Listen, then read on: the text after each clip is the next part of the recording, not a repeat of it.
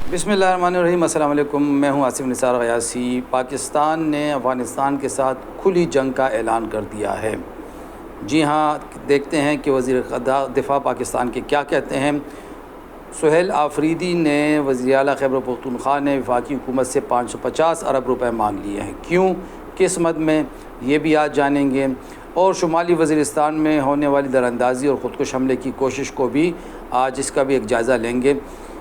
3 मौज़ूआत हैं आज हमारे सामने, मुख्तसर बातचीत करेंगे। पाकिस्तान और अफ़गानिस्तान में इतवार को इस्तांबुल में एक मरतबा फिर एक बैठक होने वाली है, जो इससे पहले कतर में हुई थी, जिसके बाद फ़ैसला हुआ था कि 25 अक्टूबर को दूसरी नशिस्त होगी, जो अब इस्तांबुल में होगी। इस सिलसिले में सियालकोट में जो मीडिया से बातचीत करते हुए वज़ीर दिफ़ा ख्वाजा आसिफ का ये कहना है कि अगर मुज़ाकरात से मामलात हल नहीं होते तो अफ़गानिस्तान के साथ हमारी खुली जंग है।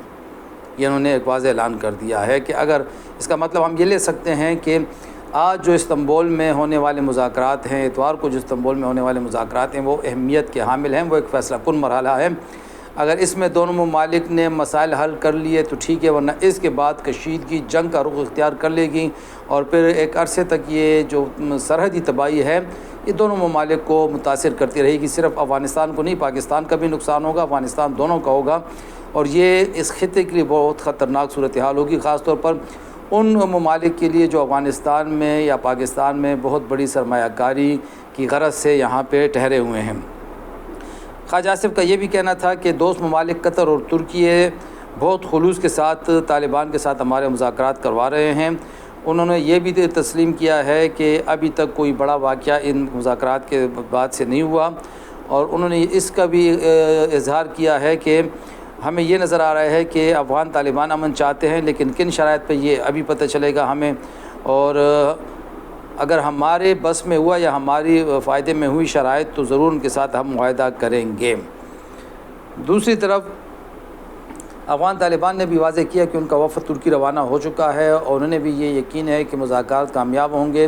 दोनों वफ़ूद को चाहिए कि इस सिलसिले में वहाँ जाके ये जो छोटी छोटी बातें होती हैं उनमें उलझने के बजाय बड़े बड़े मामलात पे इत्तेफ़ाक़ राय पैदा करने की कोशिश की जाए और दोनों ममालिक को करीब लाया जाए, क्योंकि पाकिस्तान ने तो अफ़गानिस्तान को दिखा दिया है कि वो ठीक ठाक जवाब दे सकता है, लेकिन नौबत जवाब देने तक नहीं आनी चाहिए ताकि नुकसान कम से कम हो। उधर खैबर पख्तूनख्वा की सूबाई हुकूमत वफाक के ख़िलाफ़ मैदान में निकल आई है और उनसे मुतालबा किया है कि वो वफाक की हुकूमत का फ़र्ज़ बनता है कि दहशतगर्दी से मुतासरा खैबर पख्तूनख्वा को उसका जायज़ हिस्सा दे। इससे पहले जो वफाकी हुकूमत ने 5 गाड़ियाँ भिजवाई थी बुलेट प्रूफ, बम प्रूफ, वो सूबाई हुकूमत खैबर पख्तूनख्वा की सूबाई हुकूमत ने यह कह के वापस कर दी थी कि ये नाकिस हैं, नाकारा हैं, पुरानी हैं, 15 साल पुरानी गाड़ियाँ हमें क्यों दे रहे हो, हम पे एहसान चढ़ा रहे हो, हमें हमारा हक़ तो हिस्सा दो।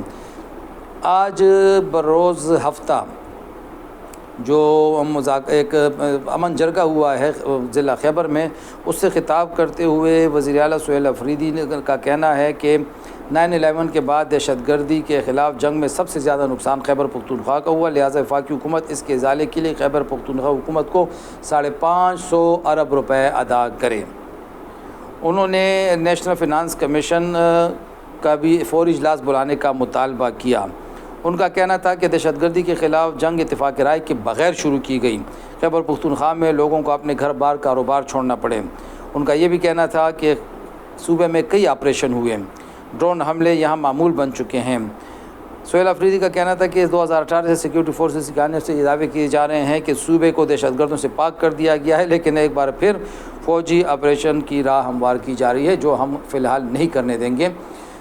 पाकिस्तान तहरीक इंसाफ का ये स्टांस रहा है कि यहाँ पे मज़ीद ऑपरेशन नहीं होने चाहिए, बहुत ज़्यादा ज़रूरत हो तो महदूद पैमाने पे महदूद तर्ज की कार्रवाई होनी चाहिए। दूसरे अस्करी ज़राए भी यही कहते हैं, सूबे में कोई बड़ा ऑपरेशन नहीं हो रहा, ना बड़े ऑपरेशन का इरादा है, हाँ महदूद पैमाने पे टारगेट कार्रवाई हो रही है। यानी बात दोनों एक ही कर रहे हैं, लेकिन इस्टेब्लिशमेंट की अपनी मजबूरी है, PTI की अपनी मजबूरी है, लेकिन खुदारा सियासी क़ुव्वतों को ये चाहिए कि ये जो क़याम अमन का मसला है, सिक्योरिटी का जूश है, इस पर सियासत न की जाए और इस पर बैठ के इसका कोई हल तलाश किया जाए। सूबे खैबर पख्तूनख्वा में हालात बहुत ख़राब हैं, मायूसी बहुत बढ़ रही है, हमले बहुत हो रहे हैं फोर्सेस पे, पुलिस पे, ये सूरत हाल ख़तरनाक है। और इसमें भी अगर वफाकी हुकूमत ایک طرف ہو صوبائی حکومت، دوسری طرف ہو اسٹیبلشمنٹ ایک طرف ہو، صوبائی حکومت دوسری طرف ہو، یہ صورتحال خطرناک ہوگی اور اس کا نقصان سب کو ہوگا۔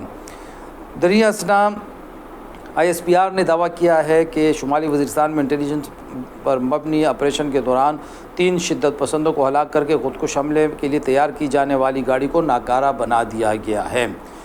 ISPR کے مطابق گاڑی خودکش حملے کے لیے تیار کی جا رہی تھی۔ آپریشن کے دوران فورسز نے مہارت کے ساتھ مذکورہ جگہ پر کارروائی کی اور 3 شدت پسندوں کو ہلاک کیا۔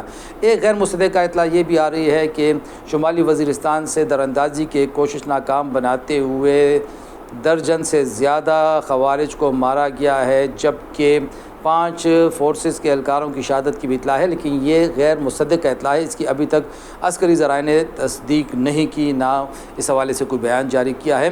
خیبر پختونخوا کی صورتحال کے تناظر میں ہم یہ بتاتے چلیں کہ اگر سیکیورٹی فورسز کی کارروائیوں کو سپورٹ نہ کیا گیا اور اتفاق رائے سے حکمت عملی کے تحت مل کر آگے نہ بڑھا گیا تو اس صوبے کے امن و امان کو تو خطرہ لاحق ہے ہی، اس کی یہ آگ آگے پورے ملک کو لپیٹ میں لے سکتی ہے۔ لہٰذا وفاقی حکومت کو، اداروں کو، سیکیورٹی فورسز کو، سیاسی جماعتوں کو، خیبر پختونخوا حکومت کو، بالخصوص پاکستان تحریک انصاف کو ضرور سوچنا چاہیے کہ ہر معاملے پہ سیاست نہیں کی جانی چاہیے۔ خدا حافظ۔